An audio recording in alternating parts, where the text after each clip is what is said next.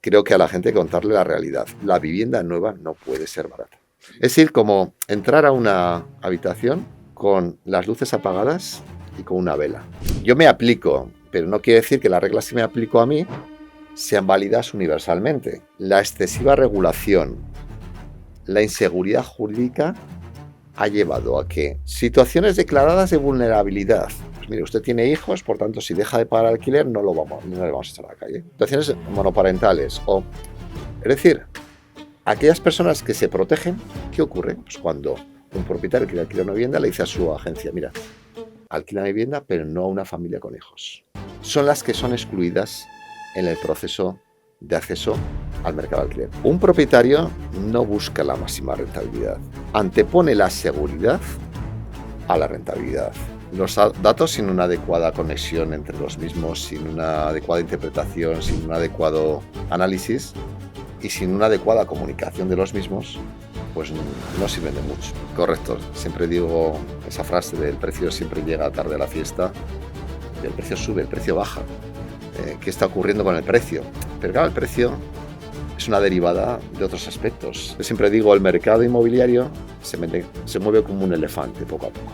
El mercado financiero es un ratón, de un día para otro, en pequeñas horas, puedes tener unos movimientos radicales. ¿Qué ocurre si bajan los precios? Lo hemos vivido. Cuando bajan los precios, la gente lo que hace es esperar a que bajen más. Correcto. Y en ese caso, el mercado también se reduce en cuanto a actividad. Hay que saber claramente la distinción entre hogares y número de viviendas. Si una sociedad tiene una estructura de 2,3 habitantes por hogar, ¿qué hacemos construyendo viviendas de 240 metros? Si tenemos viviendas de mucha superficie, no podemos tener viviendas baratas.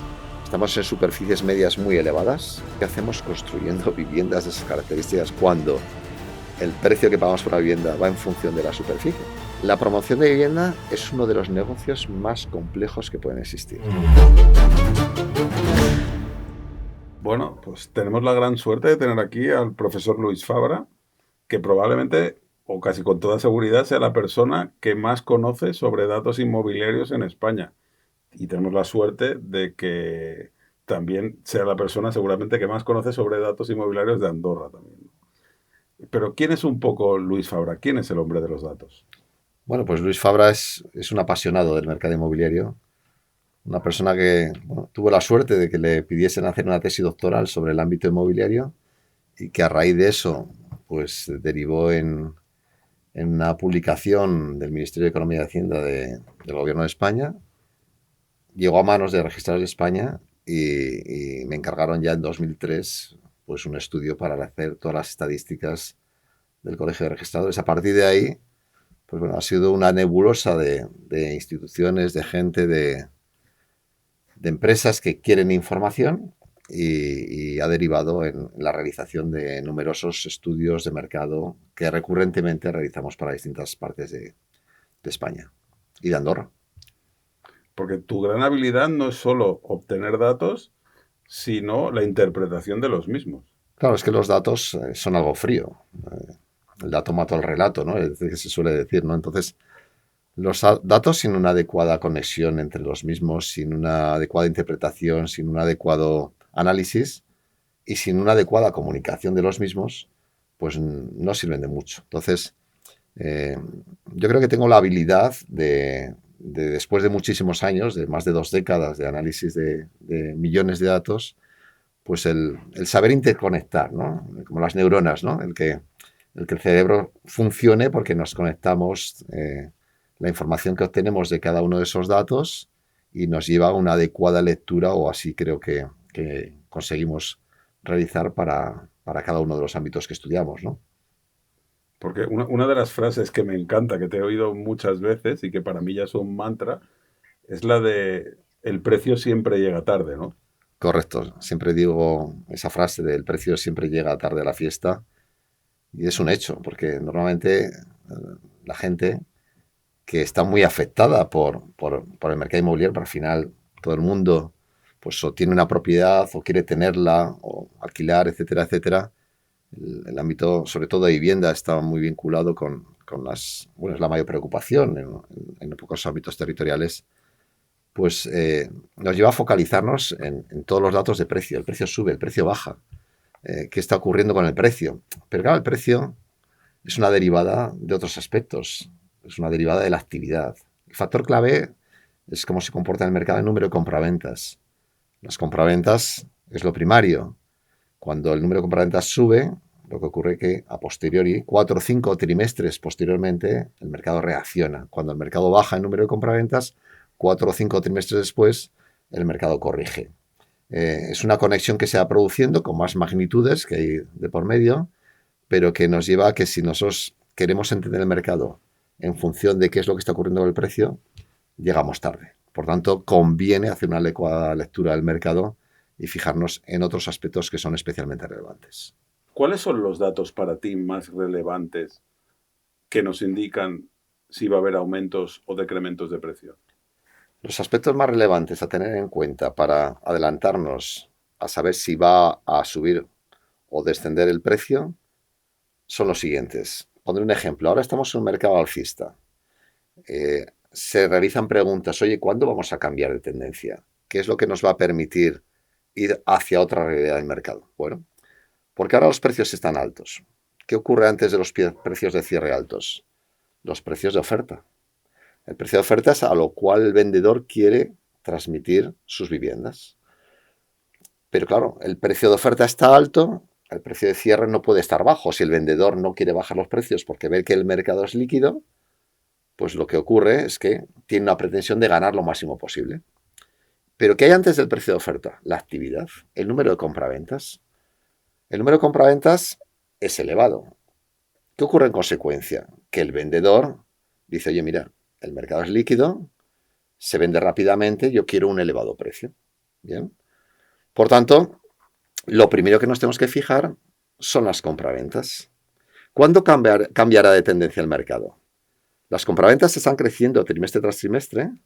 En el momento que veamos que corrigen, que ya esos precios no son asumibles por el mercado, lo que ocurrirá es que el vendedor tendrá más dificultad para hacer líquida esa venta, ¿no?, al precio que quería. Llamará a su agente inmobiliario y le dirá, oye, mira, creo que tenía razón, ese precio que yo quería posiblemente sea muy elevado y entonces quiero vender a un precio más bajo. Por tanto, primero corrigen las compraventas y a continuación veremos que los precios de oferta se van reduciendo. Y cuando los precios de oferta se van reduciendo, a continuación vienen los precios de compraventa. Normalmente, históricamente, hay un decalaje entre 4 y 5 trimestres. Es decir, que si hacemos una lectura correcta del mercado, tenemos alrededor de un año, año y medio para tomar decisiones. Porque el mercado inmobiliario no es como el mercado financiero. Yo siempre digo, el mercado inmobiliario se mueve como un elefante, poco a poco. El mercado financiero es un ratón. De un día para otro, en pequeñas horas, puedes tener unos movimientos radicales. Tenemos tiempo en el mercado inmobiliario, pero tenemos que hacer una adecuada lectura del mercado. Y desde luego no podemos estar detrás de los precios. Tenemos que anticiparnos a esa realidad. Otra de las cosas de las que siempre hablas es de la sangre que fluye por las venas del mercado inmobiliario, es el sistema hipotecario. Sí, correcto. Es otro de los factores que también tenemos que tener en cuenta, el número de, no solo la tasa de interés, sino el número de hipotecas cerradas. El mercado inmobiliario es el cuerpo y el mercado financiero, el sistema hipotecario, que es fundamental, es la sangre que fluye por el cuerpo. Todos los estudios de mercado inmobiliario desde 2004 incorporó variables de mercado inmobiliario y de mercado hipotecario. No entiendo el mercado inmobiliario sin entender el mercado hipotecario. En España, 3 de cada 4 compraventas se financian con hipoteca. En Andorra, alrededor del 50% se financian con hipoteca. ¿Qué ocurre si no tuviésemos ese mercado hipotecario? Claro, los más recientes en el mercado que se olvidan de los ciclos, no, eso no ocurre. Claro que ocurre en 2011, 2012, crisis financiera, es decir, eso puede ocurrir. Entonces nos acordamos de la importancia del mercado hipotecario. Tenemos que tener en cuenta que en un proceso alcista de precios, normalmente los salarios no llegan a alcanzar los requerimientos de precio. ¿Qué alternativa tenemos como ciudadanos? Requerir a la financiación hipotecaria. Y la financiación hipotecaria ¿Cuál es su parámetro fundamental? Primero, que haya mercado, el número de hipotecas, efectivamente. Pero ¿cuál es el precio del dinero? El tipo de interés. Por tanto, tenemos que tener un mercado hipotecario activo y un tipo de interés competitivo. Hemos tenido un ciclo alcista durante los últimos años, pero no debemos olvidar que hemos tenido periodos que en corto periodo de tiempo ha habido bajadas y subidas, con buenas cifras de actividad. Pero los movimientos recientes que hemos tenido, no olvidemos, de tipos de interés alcistas en poco tiempo y tipos de interés de corrección, pues han reflejado unas consecuencias en el mercado, de caídas en compraventas y reactivación de compraventas. Por tanto, es fundamental seguir y entender el mercado inmobiliario, el mercado hipotecario, para entender la dinámica del mercado inmobiliario. Otra de las cosas de las que siempre hablas es de la demografía, de la importancia de la demografía en el mercado de las transacciones inmobiliarias. Las variables sociodemográficas y macroeconómicas se tienden a dejar fuera del análisis del mercado inmobiliario. Y eso es un error. Es fundamental anticiparnos. Antes hablaba de la conexión para interpretar o adelantarnos a un mercado entre compraventas, precio de oferta y precio de cierre. Y decía, mira, el precio llega tarde a la fiesta. Tenemos que hacer esa conexión y adelantarnos. Pero antes de que se modifique el número de compraventas, hay otros aspectos sociales y macroeconómicos que inciden en esa dinámica. Es decir, ¿por qué crecen o decrecen las compraventas? La población es un elemento fundamental, es un elemento clave. Al final, cuando estamos hablando de mercado de vivienda, el tamaño potencial de un mercado de vivienda depende del número de personas que residen en un territorio. En un territorio, si hay 100.000 personas, no es lo mismo que si hay 200.000 a la hora de las necesidades de vivienda. Por tanto, será importante, digo yo, el número de habitantes, ¿no? La demografía, por ejemplo, fue el no analizarlo, el no tenerlo en cuenta, fue uno de los aspectos causantes de la crisis de 2006 y 2007. En España estamos construyendo 600.000 viviendas, cuando los datos cuando los datos demográficos no justificaban esos crecimientos poblacionales, ¿no? Entonces, ¿cómo vamos a construir? Cuando estamos vendiendo más de 400.000 viviendas nuevas, 600.000, si la demografía no se puede mantener constantemente a esos niveles de crecimiento. Por tanto, es fundamental saber cómo se comporta el número de habitantes. Por ejemplo, en Andorra están con crecimientos, o estáis con crecimientos superiores al 2%. En España tenemos problemas con crecimientos del 1%, 50.500.000 personas más cada año. Y aparte, con un nivel de poder adquisitivo que todavía no hemos hablado, de la gente que viene elevado, probablemente más que el de España. El número de habitantes nos marca la demanda interna, la demanda endógena. ¿Qué ocurre? Que estamos en Andorra, que tiene un atractivo mundial, hay que tener también un análisis adecuado de qué nacionalidades y qué atractivo generamos desde el punto de vista del exterior. O Baleares. Baleares, 1 de cada 3 compras son extranjeros. Tenemos que tener en cuenta la evolución de la población en Baleares, pero también cómo se comporta el atractivo de población, residentes, no residentes, turístico, etcétera, etcétera, de población extranjera. Por tanto, los datos demográficos son claves para entender hacia dónde se dirige un mercado, al igual que los datos de demanda extranjera, lógicamente. También otro de los factores que es el índice de actividad, hoy lo has comentado, el índice de actividad del sector inmobiliario.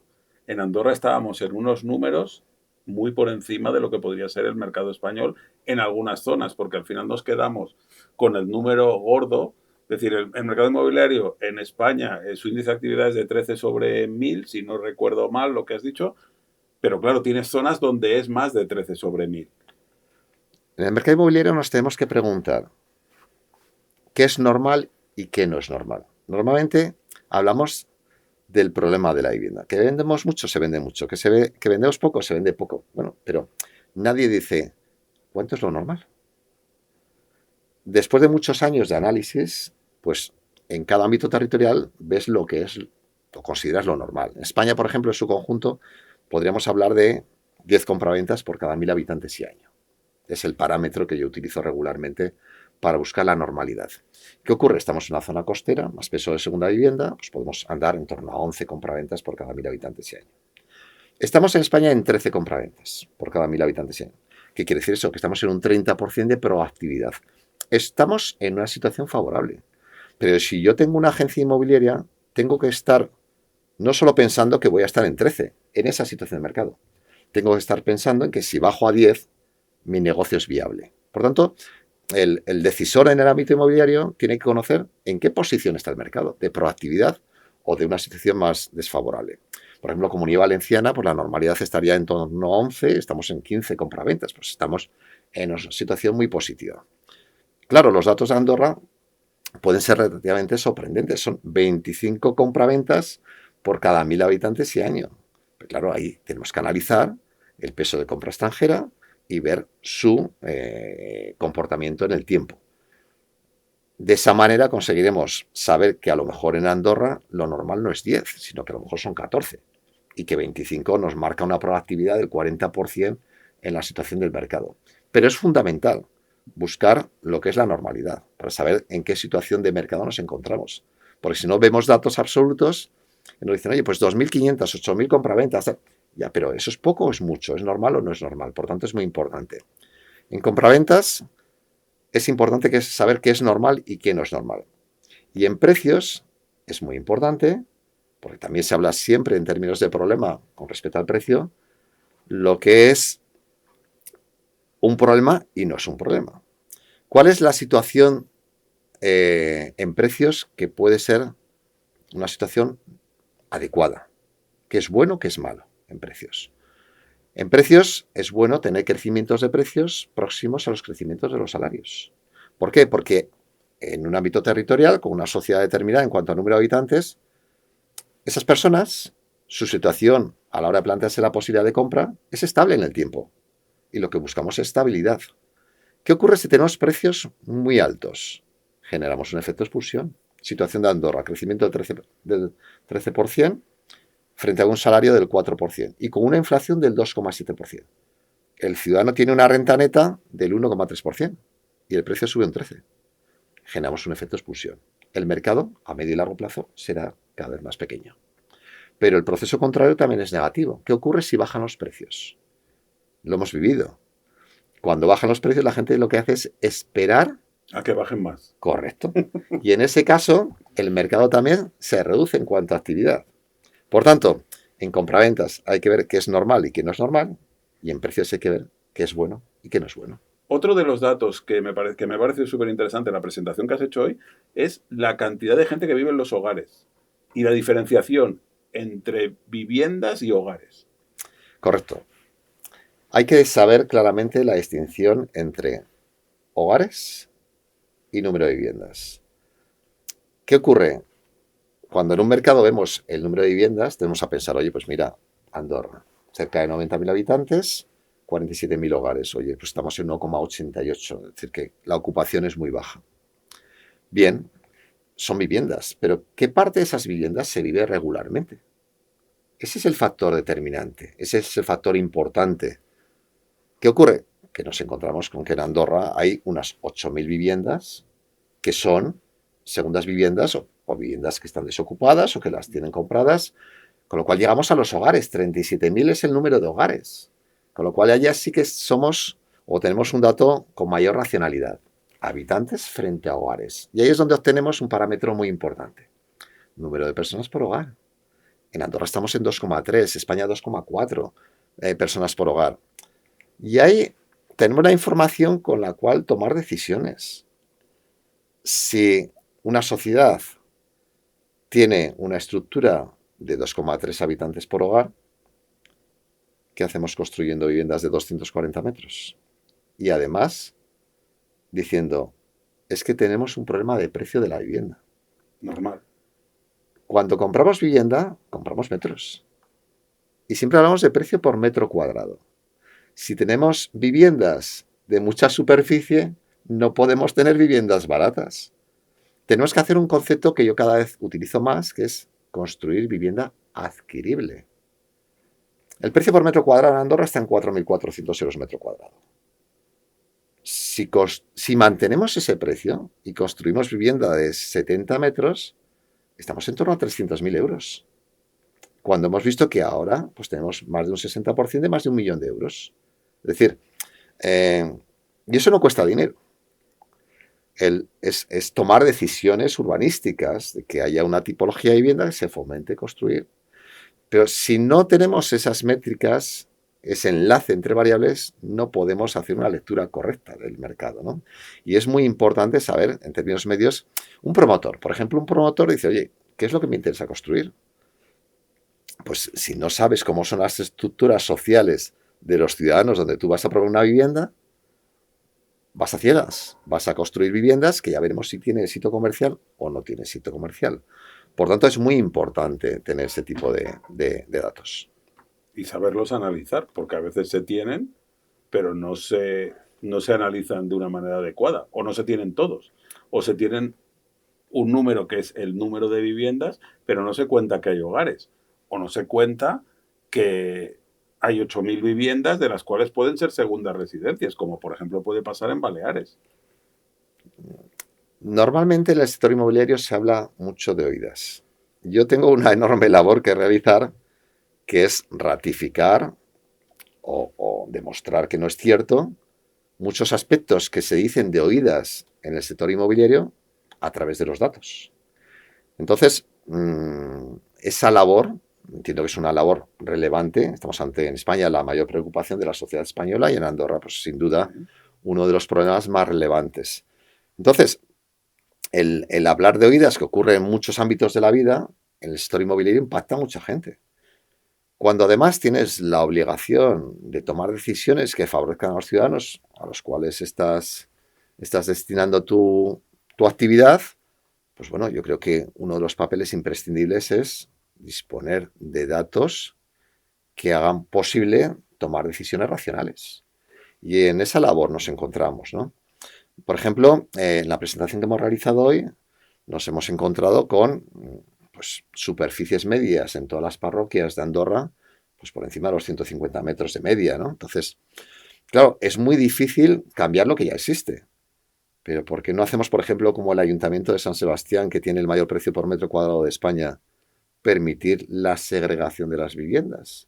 Las viviendas que tengan unas determinadas características, más de 110, 120 metros, se pueda poner 2 puertas de acceso, etcétera, etcétera, permitir la división de esas viviendas. Tendremos, sin impactar en el territorio, sin afectar a los medios naturales, consecución de mayor número de viviendas para atender la demanda existente, que tenemos un problema de oferta. Claramente lo hemos visto hoy. Entonces, este tipo de análisis es lo que nos permite alcanzar las decisiones que pueden ser óptimas para los problemas existentes. Cuando has hablado que el precio de venta son 4.000 euros metro cuadrado, no estamos teniendo en cuenta un factor inmobiliario, un factor muy importante, que es la obra nueva. Si quieres lo comentamos, sí. ¿No? Pues hablaremos de esto. Vale.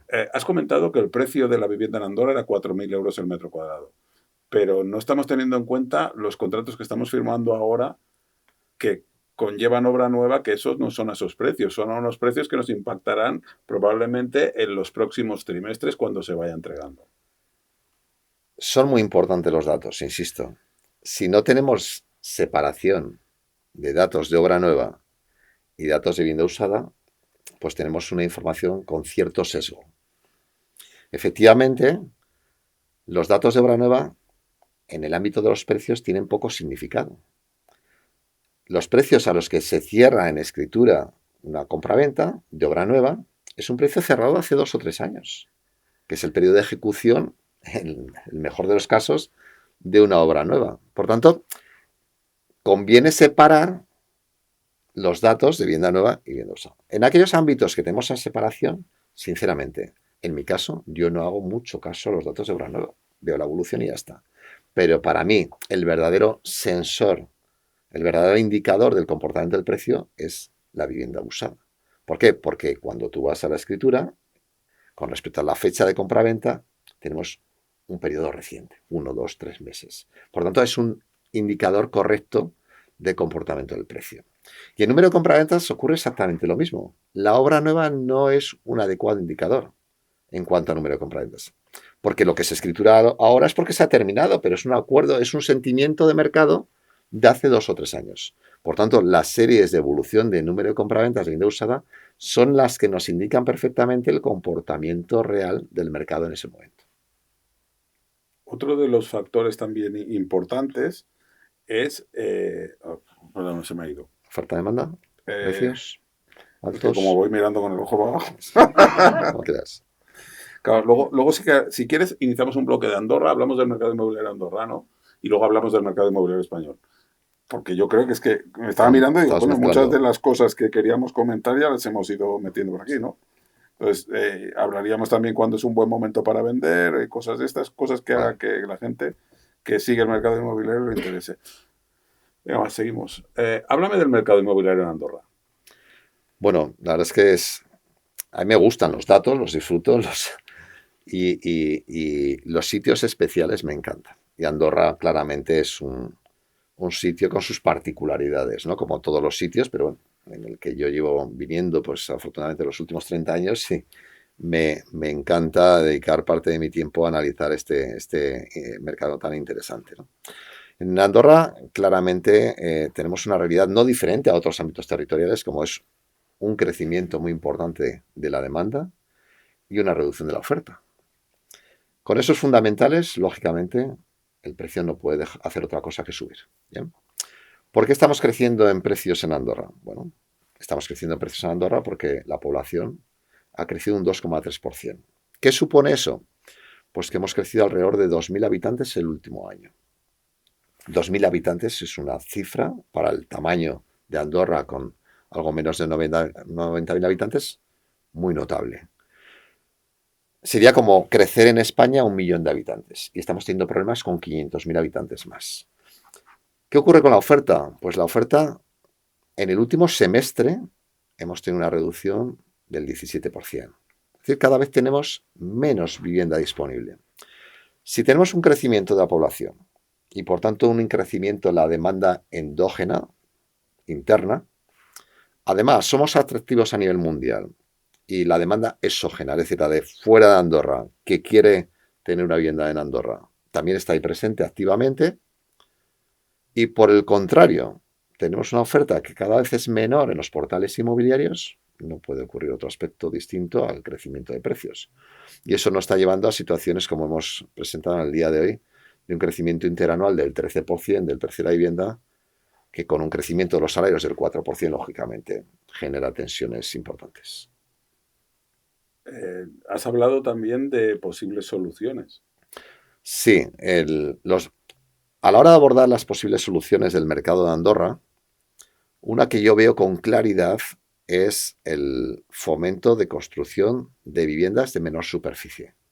Estamos en superficies medias muy elevadas, más de 150 metros la mayoría de parroquias de superficie media. La vivienda nueva que se está lanzando al mercado, que se está autorizando, tiene una superficie media de 242 metros cuadrados. Frente a ello tenemos en Andorra 2,3 habitantes por hogar. ¿Qué hacemos construyendo viviendas de esas características cuando el precio que pagamos por una vivienda va en función de la superficie? Manteniendo el precio en 4.000 euros metro cuadrado, 4.400, con viviendas de 70 metros, estaremos en 300.000 euros de ticket medio. Por tanto, creo que un aspecto muy importante es fomentar la construcción de vivienda de menor superficie. Por otro lado, hay un altísimo peso de vivienda unifamiliar.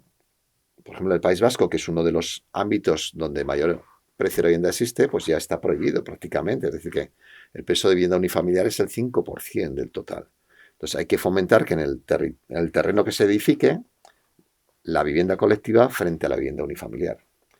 Que en esas construcciones haya un mayor número de unidades de vivienda, para que esas viviendas sean más reducidas y acorde a lo que es la vivienda adquirible.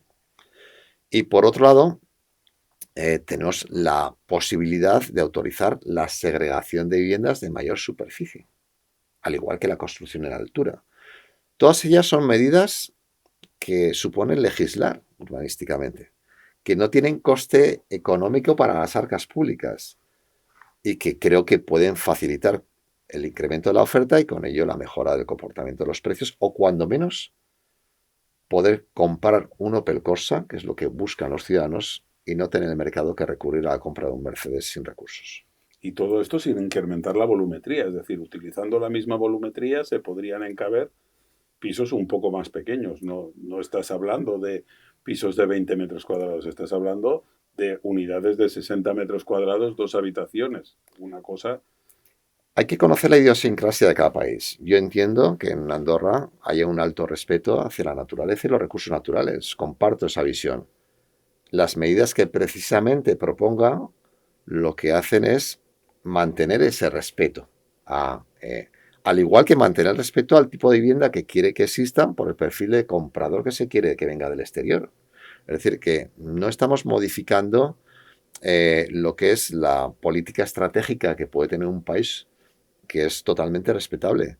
Pero si nosotros nos preocupamos de que el ciudadano que trabaja en una tienda en Andorra no tiene capacidad de comprar una vivienda, porque como hemos constatado en el día de hoy, la mayor parte del mercado inmobiliario existente presenta un ticket medio de más de 400.000 euros y queremos tener opciones para esta gente de viviendas más adquiribles, pues que es muy sencillo. Promovamos que tengamos viviendas de menor superficie. Con superficies elevadas no podemos tener viviendas económicas. Me gusta mucho el concepto que has dicho, vivienda adquirible, que no es vivienda asequible. El tema de la adquisición de la vivienda viene derivado de una serie de costes que son difíciles de bajar o que dependen de circunstancias exógenas al promotor o al constructor, que es el precio de los materiales, el precio de la mano de obra, el precio del suelo. Entonces, o estás optando por una vivienda adquirible, que es con lo que tienes optimizarlo para obtener el mejor resultado sin mover muchos números de edificabilidad ni de coste de construcción. La promoción de vivienda es uno de los negocios más complejos que pueden existir. Tenemos que cerrar un precio al comienzo del proceso productivo y cuando terminamos, que estamos 2, 3 años o más, digamos, a la intemperie, es decir, ante la posibilidad de que haya problemas de suministros, que se incrementen los costes de los materiales, la mano de obra, etcétera, etcétera, tener que respetar ese precio que he cerrado en su momento. Eso no es sencillo. Ante esa complejidad, no podemos pretender que la vivienda nueva sea barata. Por eso yo no he planteado en ningún momento que podamos tener unos precios distintos a los que tenemos en la actualidad. Tenemos dificultad de acceso a la mano de obra cualificada, coste creciente de los materiales, modelo constructivo hacia la industrialización todavía no lo suficientemente maduro. El contexto es complicado. Por tanto, eso no podemos modificarlo. A mí no me gusta mentir a la gente. Creo que a la gente hay que contarle la realidad. La vivienda nueva no puede ser barata. Pero lo que sí puede ser es adquirible, que es en lo que insisto. ¿Por qué? Porque podemos construir viviendas de menor número de metros cuadrados y con el precio por metro cuadrado que tenemos en la actualidad, ser vivienda que se puede adquirir. Los sueldos en Andorra no son bajos. Y cuando estamos hablando de viviendas en torno a 300.000 euros, son condiciones que pueden ser perfectamente adquiribles por ciudadanos que tengan trabajos de los niveles que estamos comentando a los niveles de tipos de interés que tenemos en la actualidad. Por tanto, creo que podemos tener una escapatoria. A la gente le preocupa mucho el mercado de alquiler y los precios que salen ofertados en los portales. ¿Qué realidad hay sobre estos datos? Mira, hablábamos de escasez de producto en venta. Pero si realmente hay un mercado que es escaso o prácticamente inexistente, es el mercado del alquiler de vivienda. La reducción en 6 meses ha sido del 37% del número de viviendas ofertadas en los portales inmobiliarios en alquiler. Consecuencia, pues la lógica, incremento de los precios. El grado de intervencionismo que se viene produciendo en el régimen del alquiler perjudica la dinámica del alquiler. Al final no podemos tener viviendas que crezcan en precio y mantener el límite del alquiler. ¿Por qué ocurre? Porque bajamos la rentabilidad. Y con esas condiciones es lógico que haya personas que tengan vivienda que no tengan interés en sacar del mercado. Por tanto, queriendo solucionar un problema, lo que hemos hecho es engordar el problema. ¿Bien? Entonces, hay que intentar, como en todo mercado, incentivar la oferta por distintas vías.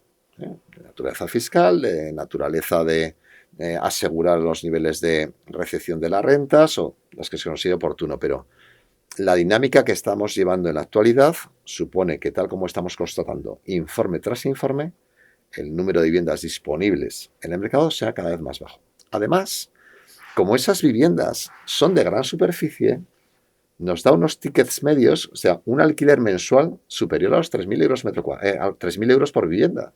Entonces, claro, si el parque de vivienda que existe en el mercado, que es el que podemos alquilar, es de gran formato, de gran superficie, el precio medio por vivienda no puede ser económico.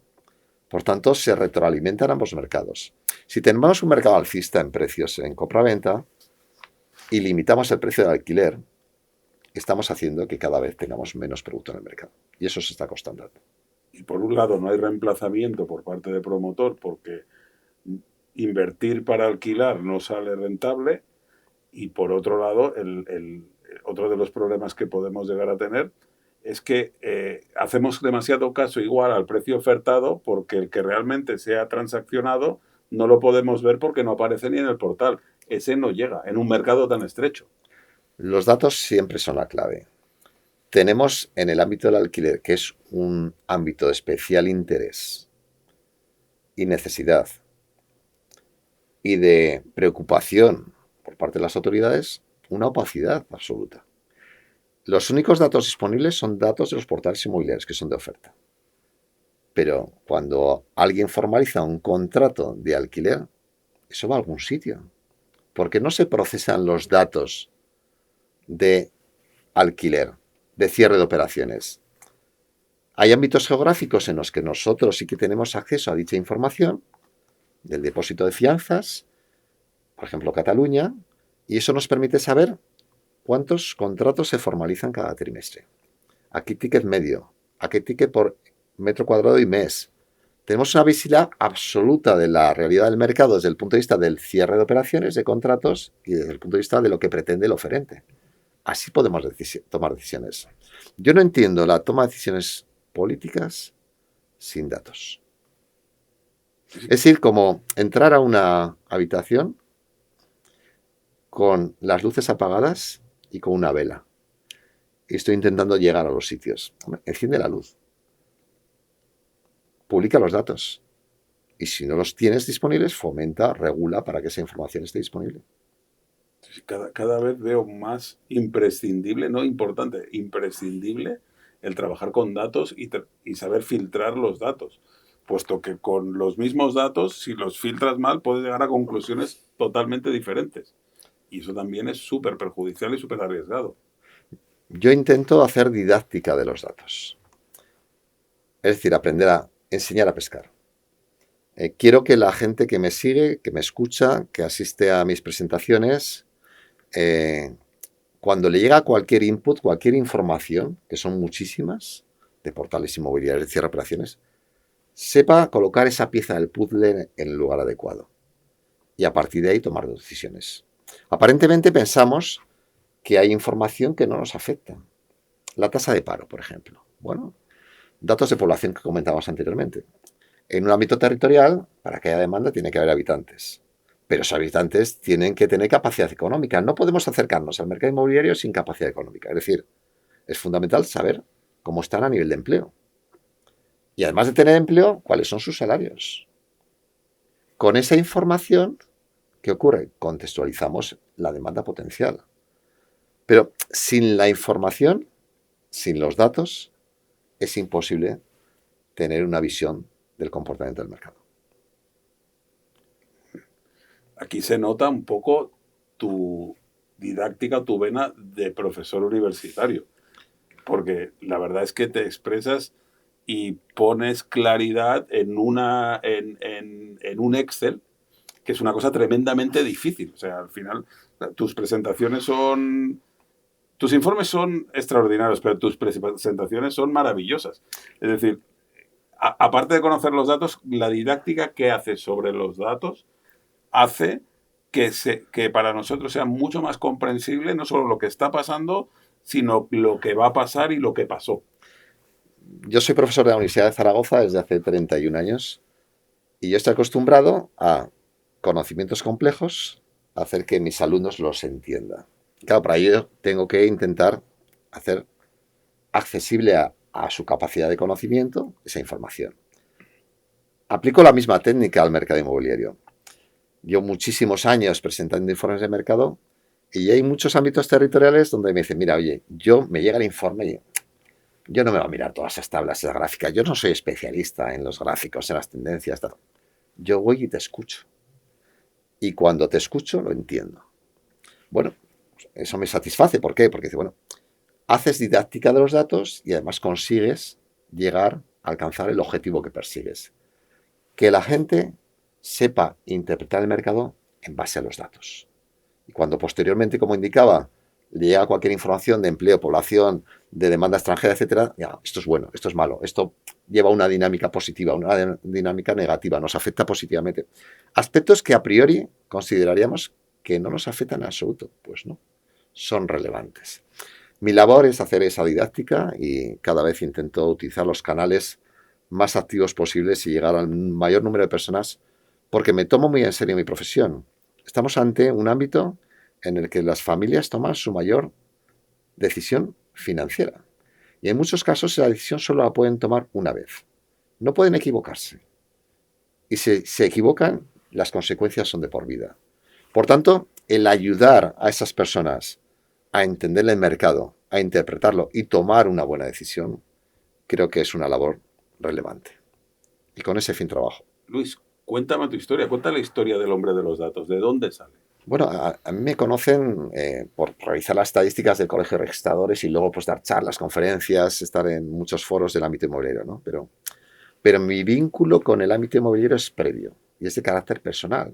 Lo escribí en una autobiografía que realicé, que está publicado en Amazon, se titula Una intensa vida inmobiliaria, donde cuento cómo la situación personal que viví con 18 años ante una situación de dificultad financiera de mi madre, que había enviudado y que había firmado una hipoteca con un tipo bonificado para el vendedor, pero cuando ella compró, comienzos de los años 80, el tipo de interés pasaba a ser de un 16%. Esto ahora nos suena muy raro, pero eso existía. Los cuadros de amortización, cuando fui al banco hipotecario, eran de 8 años. Yo vi la tabla de amortización y en 8 años mi madre iba a pagar el doble. De 13 millones y medio de pesetas iba a pagar 27 millones. No era viable, ¿no? Entonces tuve que hacer un recorrido personal, hacer un balance, decir, bueno, ¿qué tiene mi madre? Pues tenía unas fincas en el pueblo, de donde somos originarios de Teruel, una casa en el campo que alquilábamos a los cazadores de Valencia de vez en cuando. Entonces, bueno, vamos a ver qué es lo que necesitamos, qué es lo que no necesitamos. Tenía otra vivienda en la ciudad de Zaragoza donde se había trasladado y joder, pues vamos a ponerla en alquiler. Me trasladé al pueblo, analicé cuál era el valor de las fincas rústicas. Claro, hubo muchos intentos de engaño. Yo tenía 18 años, ¿no? En los pueblos, pues la gente tiene bastante sabiduría popular y aprovechar las situaciones, ¿no? A diferencia de lo que se suele pensar. Y bueno, pues cerré una serie de operaciones, reconfiguré todo, vendí tierras, vendí una casa, alquilé la vivienda, etcétera, etcétera. En 3 años estaba amortizada la hipoteca. Conseguí que mi madre pues no tuviese esa preocupación, que era que era mi objetivo, ¿no? Y a partir de ahí, pues bueno, me planteé, oye, pues mira, voy a gestionar. Una de las operaciones fue vender del piso que tenía mi madre a una de mis hermanas y gestionar yo ese piso por habitaciones. En ese momento no existía. Yo había venido de Erasmus de Suecia y había visto que allí pues había alquileres por habitaciones y que funciona bastante bien. Entonces digo, bueno, voy a alquilar por habitaciones y yo me reservo uno para dar clases particulares y tener un control. Tenía 2 fuentes de ingresos. Entonces conseguí alquilar esa vivienda. Y dije, bueno, esto funciona bien. Y pues voy a comprar otra vivienda en medias. Mi hermana ya confiaba en mí porque le gestionaba perfectamente y le daba rentabilidad esa vivienda y compré otra vivienda en la misma calle, ¿no? Un cuarto sin ascensor, etcétera, etcétera, ¿no? Hice una encuesta entre los inquilinos que tenían otro piso. Oye, vosotros os iríais a un piso, un cuarto sin ascensor, gente joven, estudiante. Ah, ningún problema, tal, con tal de estar a gusto. Fenomenal. Y se me fue la mano. Empecé a comprar otro. Me puse un objetivo. Con 25 años quiero tener unos ingresos mensuales de 500.000 pesetas, lo que sería 3.000 euros. Lo conseguí. Y a partir de ahí, pues seguí comprando.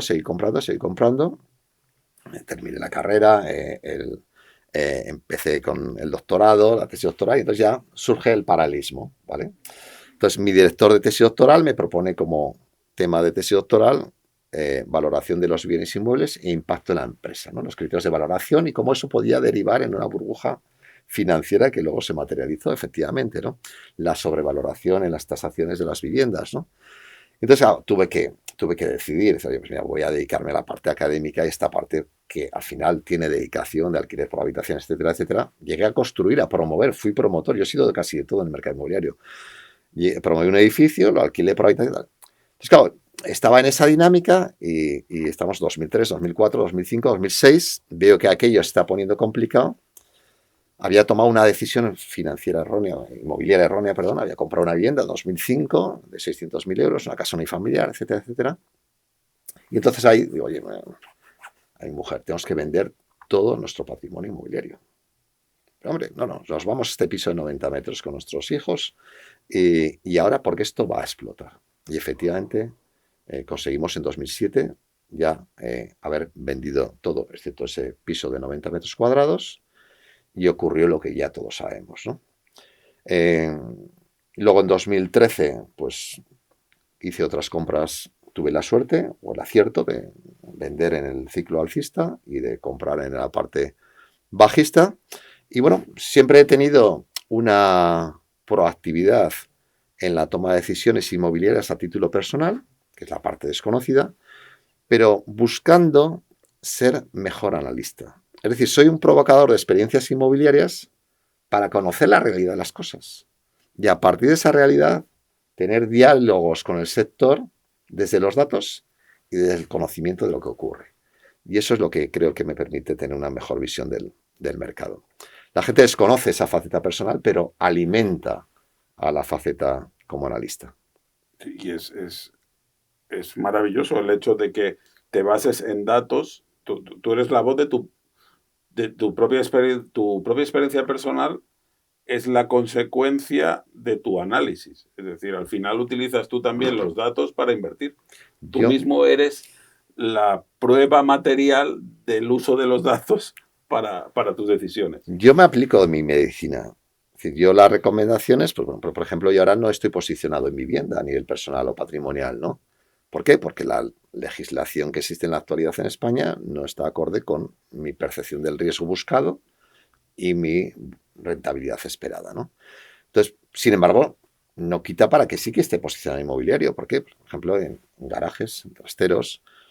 Son bienes que yo analizo que tienen, cuando el mercado es alcista, un comportamiento menos creciente, es decir, crece menos el precio que la vivienda, pero cuando cae el mercado también caen menos.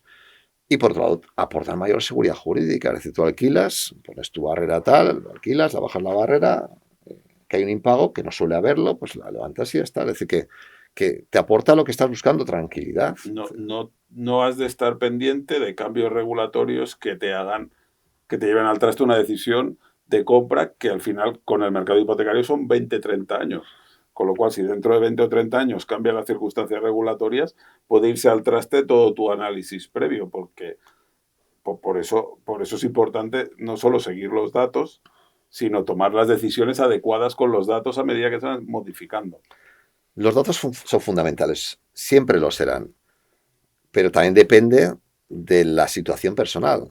Por ejemplo, hace no mucho estuve ante un foro de inversores, de personas que compran pisos para alquilar, y en ese perfil de personas que sí que están dispuestos a asumir un perfil de riesgo con una elevada rentabilidad, porque la vivienda en alquiler no es barata, pues bueno, entiendo que pueda darse esas circunstancias. Pero claro, hay que intentar estructurar esa situación bajo los elementos sólidos necesarios. Por ejemplo, oye, pues haz un seguro de impago, intenta buscar un perfil de arrendador, busca un agente inmobiliario que tenga un porcentaje de fallidos mínimo o nulo, que lo existe, ¿no? Que existe.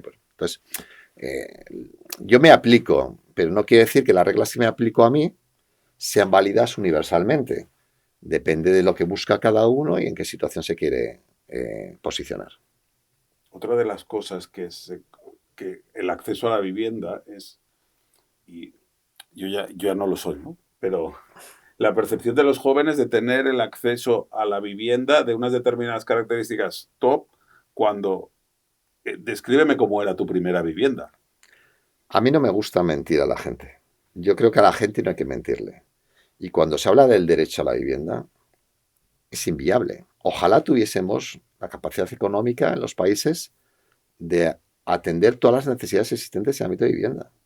Pero decir a una persona joven que tienes derecho a una vivienda, que esa vivienda va a ser de 90 metros, que está bien localizada y que va a ser nueva, es mentir. El acceso a la vivienda siempre ha sido una situación no cómoda. Nuestros padres, nuestros abuelos, cuando compraron su vivienda, no era la vivienda soñada. Normalmente era una vivienda de pequeña superficie. Previamente habían tenido un nivel de ahorro importante y hacían esfuerzos personales significativos hasta que habían pagado su vivienda. Entonces, cuando alguien quiere plantearse ese proceso de compra, no va a ser indoloro. La compra no es indolora. Mis alumnos, pues pueden haber estado con 20 años en Londres, en Berlín, tener un móvil mejor que el mío, un coche para ir a la facultad, y además quiero una vivienda de esas características, nueva, barata. No es posible. ¿Qué hay que decir a la gente joven? Para conseguir una vivienda hay que ahorrar. Tiene que haber una cultura del ahorro. Una entidad financiera normalmente no te da una hipoteca si no tienes ahorrado el 20%. Pero es que además vas a tener un gasto del 10% y te van a financiar el 30%. Por tanto, plantéate cuanto antes llegar a la posición de salida. Ahorra ese 20% y posiblemente los gastos necesarios para cuando te entreguen las llaves. Y a partir de ahí sí que vas a tener capacidad de tener una vivienda. Pero eso ha sido así ahora y siempre.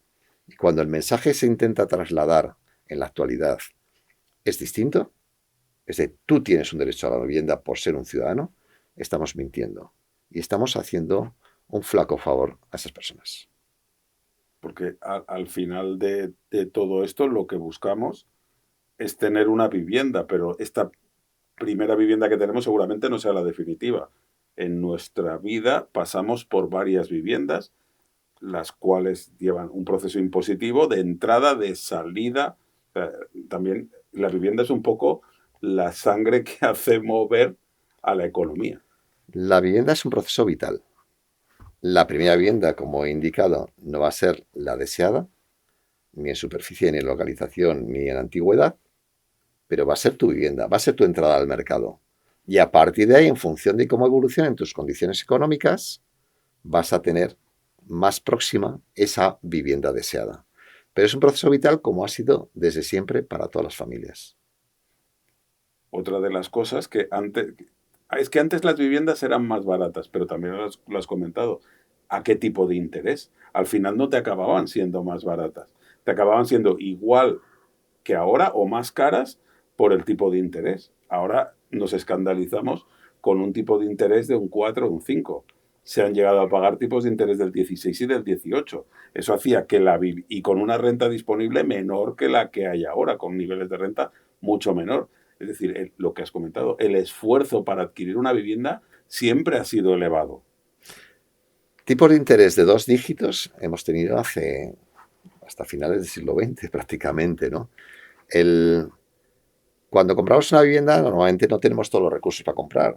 3 de cada 4 requieren financiación hipotecaria. Por tanto, es importante tanto el precio por metro cuadrado como el tipo de interés. Si analizamos históricamente el comportamiento de los tipos de interés, tener tipos de interés ligeramente por encima del 3% es tener unos tipos de interés muy bajos. Y si lo aplicamos a los requerimientos de importe medio por vivienda, la cuota hipotecaria mensual media sale mucho más favorable que en otras épocas. Llegamos a tener tipos de interés pues del 15, 16, 17%. Lógicamente, pues eso no era una situación favorable porque en 8 años duplicabas el precio de la vivienda. Tenías que pagar en 8 años el doble de lo que habías cerrado la operación. Por lo tanto, tenemos situaciones que perjudican a la gente joven en la actualidad frente a otros periodos históricamente, pero también tenemos condiciones, como bien han indicado, de los tipos de interés históricamente que favorecen notablemente. Bueno, y ahora toca hablar un poco del mercado inmobiliario español. ¿Qué nos puedes decir del mercado inmobiliario español? Pues que también tiene sus notables dificultades. Llevamos en España 12 años consecutivos de crecimiento del precio de la vivienda. En Tocamos mínimos en compraventas en España en 2014 de 340.000 compraventas y actualmente estamos por encima de las 700.000. No son el más de 1 millón de compraventas que tuvimos en 2006, pero sin duda estamos en un escenario muy positivo. 12, 13 años consecutivos de crecimiento en actividad y algo menos, porque siempre hay decalaje, el precio llega tarde a la fiesta. En precios, empezamos en precios en 2015 a recuperar las tasas interanuales positivas, nos encontramos en una situación de crecimiento, de un mercado cada vez más activo en cuanto a actividad y en cuanto a precios. Otra de las cosas que me he fijado de tus análisis han aparecido zonas donde parece interesante invertir, como por ejemplo Aragón. Bueno, Aragón estamos en una situación muy positiva y aquí viene de nuevo la importancia de los datos. Bueno, ¿qué ocurre en Aragón? Bueno, pues en Aragón, por ejemplo, hay que ver los datos de evolución del número de habitantes, de evolución de la actividad económica, de ser atractivos como el disco duro de Europa, la instalación de centros de datos, gigafactorías de baterías, etcétera, etcétera. Es decir, ser atractivos mercantilmente.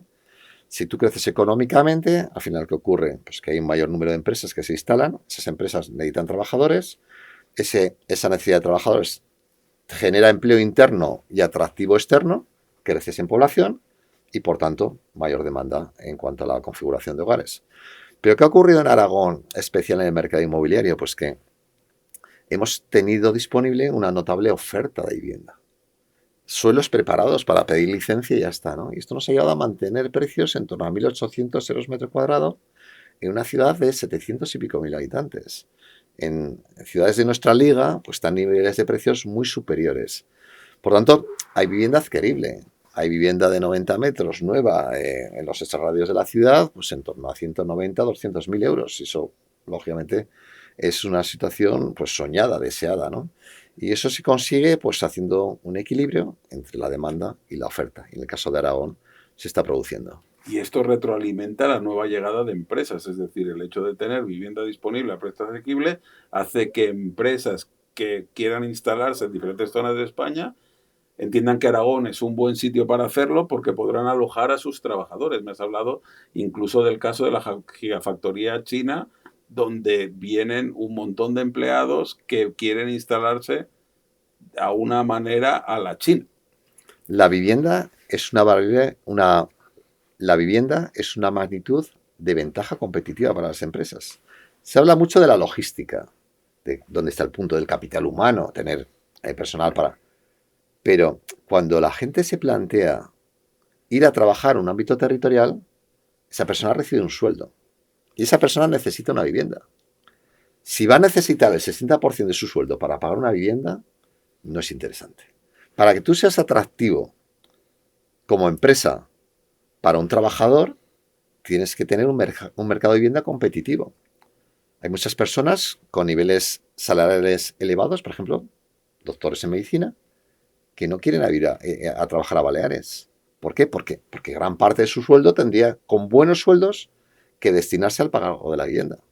Entonces, en Aragón conseguimos que, además de ser un punto estratégico, entre Madrid, Barcelona, Valencia, Bilbao, salidas por tren, por mar, a través de Sagunto, el Cantábrico, etcétera, tener buenas universidades para tener un buen capital humano, ser atractivos por tener vivienda a precios razonables. Y eso anima a que mucha gente quiera venir a trabajar a nuestra comunidad autónoma.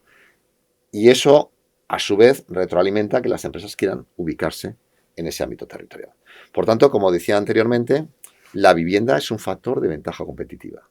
Si hacemos la vivienda atractiva, conseguimos que las empresas tengan mayor interés en instalarse en ese ámbito territorial y entonces generamos crecimiento económico. Otro caso también que hemos comentado es el de Valencia, la cantidad de actividad que tiene el mercado valenciano. Sí, Valencia es la comunidad autónoma con mayor peso de segunda vivienda y eso se refleja en los datos. Valencia también es un ámbito muy interesante porque, siendo de enorme atractivo, tanto local como de lo que es de carácter turístico, todavía mantiene unos precios relativamente competitivos. Estamos hablando de la provincia de Valencia por debajo de 2.000 euros metro cuadrado y en la ciudad de Valencia en torno a 2.400 euros metro cuadrado, ¿no? Entonces, hay factores, por ejemplo, que la revista Forbes dijese que la mejor ciudad para jubilarse del planeta era Valencia, ¿no? Pues también genera un elemento tractor a la hora de generar crecimiento, como ya ha ocurrido de la demanda extranjera, ¿no? Entonces, efectivamente, la Comunidad Valenciana es otro de los ámbitos de especial interés para aquellos que busquen pues, más algo de sol y playa, ¿no? Tan característico de la geografía española. ¿Y Baleares? ¿Qué pasa en Baleares con el mercado de los alemanes? Bueno, Baleares tenemos un problema muy importante y es que tenemos elevados precios, en torno a 4.200, 4.400 euros metro cuadrado, pero no en Palma, en todas las islas. Es decir, eh, normalmente cuando tú estás en un ámbito territorial, si quieres vivir en una gran ciudad y el precio es elevado, tú te mueves geográficamente, te vas alejando y consigues el precio que buscas. Eso no ocurre en Baleares, porque el precio es de ese nivel elevado en todas las islas, ¿no? Con lo cual, si se van alejando, se encuentran con el mar, con lo cual no tenemos alternativa, ¿no?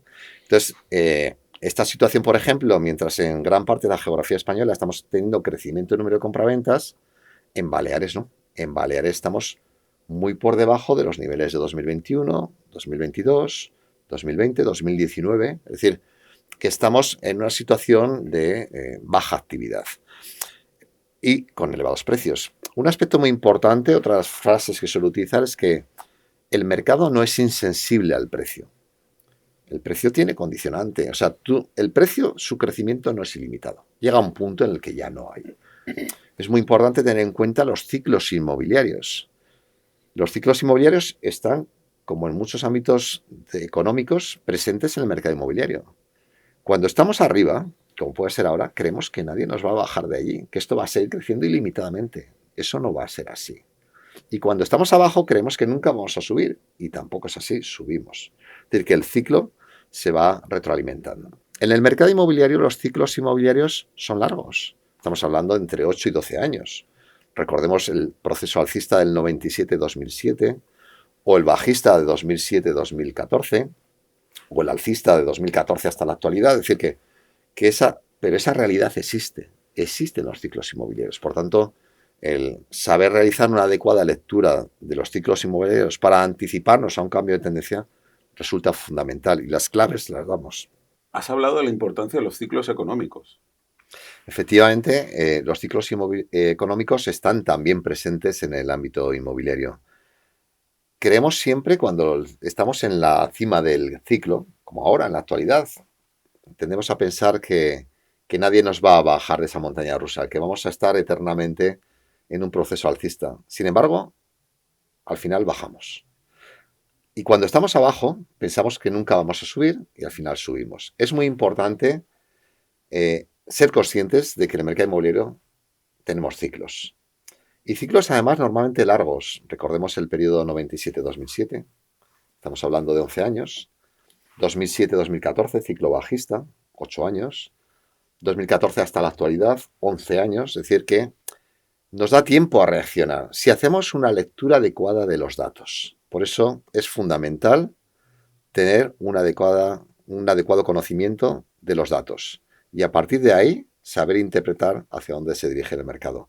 Y nosotros hacemos una intensa labor y vamos a seguir haciéndola para que el ciudadano tenga un adecuado conocimiento y lectura del mercado. Porque seguro que antes de que las cosas pasen ya tenemos indicadores avanzados de que algo va a suceder.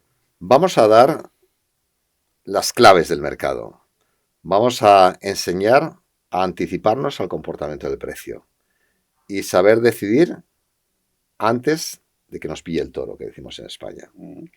Ese es el elemento clave. Vamos a intentar tener una adecuada conexión de la información entre los datos y saber que antes de que haya un cambio en el precio de cierre, tendremos información en los precios de oferta y antes de cambiar de los precios de oferta, tendremos información del número de compraventas.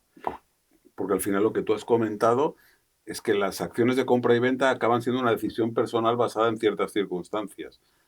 Pero el hecho de analizar los datos de una manera clara y segura nos puede ayudar a tomar mejores decisiones. Es relativamente fácil equivocarse en el mercado inmobiliario. Es muy importante la psicología en el proceso de compra. Yo he tenido aciertos a título personal y he tenido errores. He sido un provocador de experiencias inmobiliarias.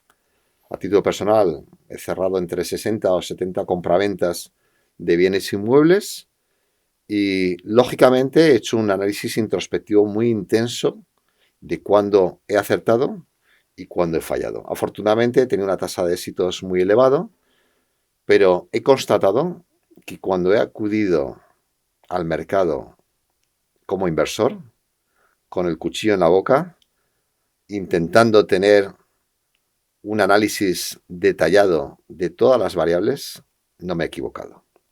Sin embargo, cuando he acudido al mercado con el corazón, pensando en mi familia, pensando en nuestras necesidades, en nuestro hogar, pues la tasa de error ha sido mucho más elevada. ¿Qué es lo que ha ocurrido entre una situación y otra? Pues que en una situación he dejado a un lado los datos y he metido el componente emocional, he incurrido en mayor riesgo y, sin embargo, cuando he dejado al lado esa parte emocional y he acudido al mercado con la frialdad de los datos, con un análisis bien realizado, bien estructurado, la tasa de éxito ha sido prácticamente el 100%. Por tanto, esta situación está ahí. De hecho, ya hace unos cuantos años que intento, aunque sean decisiones personales, acudir al mercado como inversor. Dejar al lado esa parte emocional. Esto no es sencillo, porque al final cuando uno compra una vivienda, pues piensa en su familia, el número de hijos que va a tener, se proyecta, pero sinceramente estamos posiblemente poniéndonos en riesgo. Y tenemos que tener las claves de cómo tenemos que emocionalmente acudir al mercado. Especialmente en el mercado de vivienda. El mercado de vivienda es un mercado muy emocional, porque es donde nos proyectamos como ciudadanos, como familia, donde vamos a pasar la gran parte de nuestra vida y, en consecuencia, podemos tener ese tipo de circunstancias. Entonces, a esas personas que tienen que tomar esas decisiones, recordarles aspectos que no tienen que dejar a un lado, variables que tienen que tener adecuadamente visualizadas, en qué posición del ciclo nos encontramos, hacia dónde podemos dirigirnos, es especialmente relevante porque es su decisión financiera. Una decisión financiera que posiblemente sea la más importante de su vida y que posiblemente también la puedan tomar únicamente una vez y que, si se equivocan, tendrá importantes consecuencias económicas. Por tanto, es importante acertar. Seguramente sea el bien que más caro vas a pagar en tu vida y que más tiempo tardes en pagarlo. De ahí también la importancia de, aunque utilices criterios emocionales, pensar en los racionales. Mira, cuando visitamos una vivienda, dedicamos un tiempo muy limitado a ver cómo es realmente esa vivienda. Hay estudios que dicen que dedicamos más tiempo a analizar un pantalón que una vivienda. Entramos en vivienda, la muestra, tal. Por ejemplo, un poco análisis se realiza de la superficie real de esa vivienda. Y estamos pagando precios por metro cuadrado. Es como si fuésemos a comprar jamón y no nos preocupase cuántos kilos de jamón están poniendo en la báscula, donde luego pagamos un precio por kilo de jamón. Entonces, es muy importante el acudir al mercado con la información necesaria para tomar una decisión adecuada, porque es la mayor decisión financiera y conviene que no nos equivoquemos. Hablemos un poco del mercado de alquiler en España. Bueno, estamos ante un mercado especialmente relevante. No olvidemos que alrededor de 3 de cada 10 personas residen en régimen de alquiler en España. Pero es que además el crecimiento de la demanda viene por crecimiento de población. Más de 500.000 al año durante los últimos 4 años.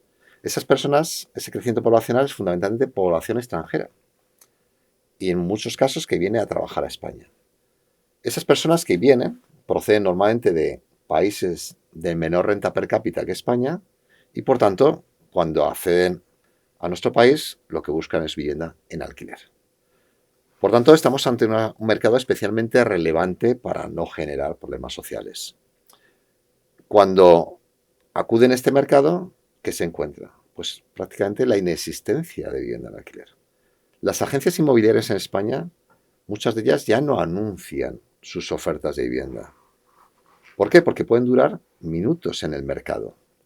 Cuando tú anuncias una vivienda, ¿qué ocurre? Satisfaces una demanda, pero cientos de personas quedan insatisfechas y pueden ponerte reseñas negativas en... Esa sería la gran explicación de por qué en los portales no aparecen viviendas a precios normales. Por el hecho de que si aparecen le generan a las agencias un tráfico de negatividad que impide, que hace que trabajen con sus propios clientes. Me parece muy interesante esta reflexión. ¿Qué hacen las agencias? Pues cuando una persona quiere alquilar su vivienda, pues la mueven entre su cartera de demandantes. Tienen una cartera de oferentes y una cartera de demandantes. Pero ojo, esa cartera de demandantes está analizada, como puede analizar un crédito hipotecario una entidad financiera. La regulación en España nos ha llevado a que el mercado del alquiler sea un auténtico casting. La excesiva regulación, la inseguridad jurídica ha llevado a que aquellas personas que se ha querido proteger bajo la legislación sean las principales perjudicadas. Situaciones declaradas de vulnerabilidad. Pues mire, usted tiene hijos, por tanto, si deja de pagar alquiler, no le vamos a echar a la calle. ¿Qué ocurre? Pues cuando un propietario quiere alquilar una vivienda, le dice a su agencia, mira, alquila mi vivienda, pero no a una familia con hijos. Ya no tenemos opción al mercado. O situaciones monoparentales. Es decir, aquellas personas que se protegen son las que son excluidas en el proceso de acceso al mercado de alquiler. Por tanto, únicamente aquellas que ya están en una vivienda de alquiler son las que persisten en estar en ese mercado. Pero los que están fuera y quieren entrar no tienen acceso.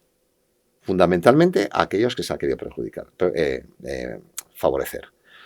Ha habido una lectura inadecuada del mercado, se ha legislado prácticamente al contrario de lo que se tendría que haber legislado y las consecuencias son las que ya conocemos. Es clave la seguridad jurídica. Todas las situaciones de impago, de ocupación, lo que generan es un desafecto hacia el mercado. Y por tanto, en cada situación de impago generamos a lo mejor 8 o 10 situaciones de que no se quiere acudir a ese mercado. Cuando además tomamos decisiones, por ejemplo, de zonas tensionadas. Nosotros hacemos los análisis del mercado inmobiliario de Cataluña. ¿Qué ocurrió cuando se declararon las zonas tensionadas? Hubo un movimiento del mercado del alquiler al mercado de venta. Tú fijas unas reglas de juego y con esas reglas de juego el ciudadano, el propietario, decide jugar o no jugar. Si tú quieres que haya vivienda en alquiler, no puedes criminalizar al propietario. El propietario no es el problema, el propietario es la solución. Queremos que haya vivienda en alquiler. Pensamos en el inquilino, pero no estamos pensando que para que haya un inquilino tiene que haber un propietario que esté ofertando esa vivienda. Tenemos que establecer unas reglas de juego de equilibrio entre propietario e inquilino. Un propietario que se conforma con una tasa de retorno que estamos en torno de un 5 o 6%. Un propietario no busca la máxima rentabilidad. Antepone la seguridad a la rentabilidad. No podemos estar criminalizando constantemente al propietario. Lo que sí que quiere es seguridad jurídica. Lo que sí que quiere es que esa propiedad que le ha costado mucho dinero sea respetada, se le devuelvan las condiciones en las que las entregó. Cosas normales. Cuando hablamos de seguridad jurídica, quiere decir que un contrato sea respetado por las partes. Y si no se cumple, se ha resarcido la persona que sí que ha respetado ese contrato. Entonces, claro, dice, no, es que haciendo eso, echamos gente a la calle vulnerable. Vamos a ver, si una familia no puede pagar una renta, perfecto, no la echemos a la calle, pero que no sea contra los recursos del propietario, que sea la administración pública quien haga esa atención. En el mercado inmobiliario de alquiler hay que diferenciar situaciones. Se regula pensando en la persona vulnerable, no. Hay que diferenciar. Por un lado están personas que no pueden pagar ningún recurso. A esas personas lo que tiene que hacer es, vivienda social. Vivienda construida por parte de las administraciones públicas que atiende a sus necesidades. Y esa persona cuanto antes recuperarla socialmente, capacitarla laboralmente, que tenga los recursos y cuanto antes salga de esa situación de vulnerabilidad. Esas personas tienen que haber vivienda social. Segundo estrato, aquellas personas que pueden pagar, pero no lo que exige el mercado. En ese segundo grupo lo que hay que hacer es ayudas directas. Si yo puedo pagar 600 euros, el mercado me sigue 800, oye, voy a ayudar a esa situación. Cuando tú crezcas económicamente y llegue a esa situación, pues yo ya no me ocuparé, ¿no? Y luego está el mercado, luego está el resto. Y ese mercado tiene que ser seguro, con libertad, con equilibrio entre las partes y funcionar sin regulaciones que limiten la dinámica de dicho mercado, con libertad. Pero no podemos legislar todo el mercado pensando en un grupo. Tenemos que saber diferenciar las situaciones del mercado. Y tampoco podemos pensar en un propietario como solamente el gran tenedor. La mayoría de viviendas que están en alquiler son de propietarios que tienen pocas viviendas, una, dos viviendas, o que por razones de trabajo se ha trasladado de ciudad y pone la suya anterior en alquiler. Normalmente nos encontramos, cuando se hace referencia a los grandes tenedores, etcétera, etcétera, ante otra de las mentiras del mercado, que los datos demuestran que efectivamente es así. Mira, en España el 95% de los compradores son personas físicas, el 5% personas jurídicas. Ojo, que una sociedad mercantil, una persona jurídica, compre una vivienda es ilícito, no pasa absolutamente nada. Pero lo que demuestra es que el comprador de vivienda es persona física, que no estamos aquí con fondos, que puede haber fondos buitres, etcétera, etcétera, que también es otro aspecto que convendría clarificar. Bien, pero la mayoría del mercado es un mercado normal. Detrás de una vivienda en alquiler, normalmente tenemos un ciudadano que ha ahorrado unos recursos y que quiere tener un complemento rental que ya tiene con su trabajo. Pero no solo ese aspecto, esa métrica o esa variable nos demuestra que eso es mentira, ¿no? Sino que tenemos también la estadística de número de bienes inmuebles por persona. En España, el 55% de los ciudadanos tiene un único bien inmueble.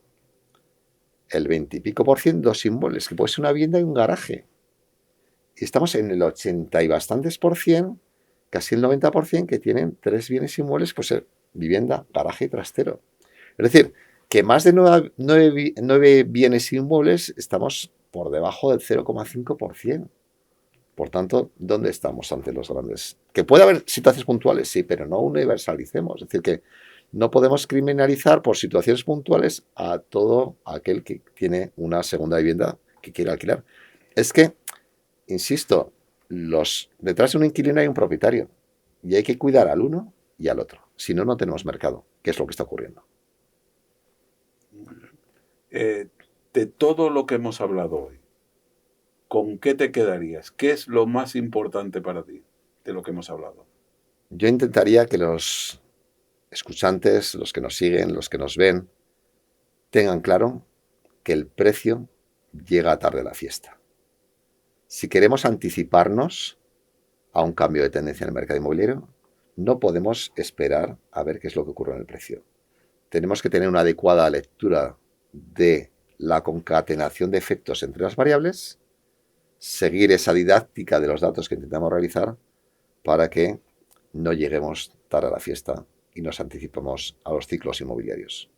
Esto es la clara demostración de que todo llega antes, ¿no? Cuando llega el todo antes, ha pasado algo. Bueno, pues es todo, ¿no? La verdad es que ha sido súper interesante, súper didáctico para volverlo a repetir de ver y os animamos a todos los que les ha parecido este contenido interesante que sigan al profesor Luis Fabra en sus redes sociales, que sigan al hombre de los datos, que es la persona que realmente le va a ayudar a tomar las decisiones adecuadas para probablemente su mayor inversión que realice durante su vida, que sea la inversión inmobiliaria. Muchas gracias. Gracias a ti y, por favor, a todos aquellos que nos siguen, sigamos los datos. Muchas gracias.